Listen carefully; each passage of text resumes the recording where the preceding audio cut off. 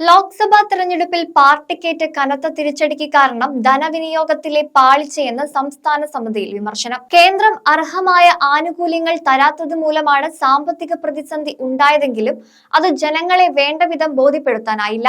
സംസ്ഥാനത്തെ പ്രശ്നങ്ങൾ സംബന്ധിച്ച് പല പരാതികളും തനിക്ക് ലഭിച്ചിരുന്നതായി party general secretary Sitaram Yechury പറഞ്ഞു. തിരഞ്ഞെടുപ്പിൽ വൻ തിരിച്ചടിക്കിടയാക്കിയ വെല്ലുവിളികൾ തിരിച്ചറിയാനും ഫലപ്രദമായി ചെറുക്കാനും സംസ്ഥാന നേതൃത്വത്തിന് കഴിഞ്ഞില്ലെന്നും വിഭാഗീയതയുടെ പോരുകാലം കഴിഞ്ഞ് ഏറെ വർഷങ്ങൾക്കിപ്പുറം പിണറായി വിജയനെ ലക്ഷ്യം വെച്ച് വിമർശനങ്ങൾ ഉയർന്നുവെന്ന അപൂർവതയ്ക്കാണ് CPM നേതൃയോഗങ്ങൾ ഇക്കുറി സാക്ഷ്യം വഹിക്കുന്നത്. പാർട്ടി പിണറായിയുടെ പൂർണ്ണ നിയന്ത്രണത്തിലായതിനു ശേഷം ഒരുപക്ഷെ ആദ്യമായാണ് പാർട്ടിക്കുള്ളിൽ ഇത്തരമൊരു അനുഭവം അദ്ദേഹത്തിന് നേരിടേണ്ടി വന്നിരിക്കുന്നത്. മുഖ്യമന്ത്രിക്കെതിരെ അതിരൂക്ഷമായ വിമർശനങ്ങൾ ഉയർന്നില്ലെങ്കിലും പ്രവർത്തനങ്ങളിൽ മുഖ്യമന്ത്രിയും ശ്രദ്ധിക്കണം എന്ന തരത്തിലാണ് പല നേതാക്കളും നിലപാട് വ്യക്തമാക്കിയത്.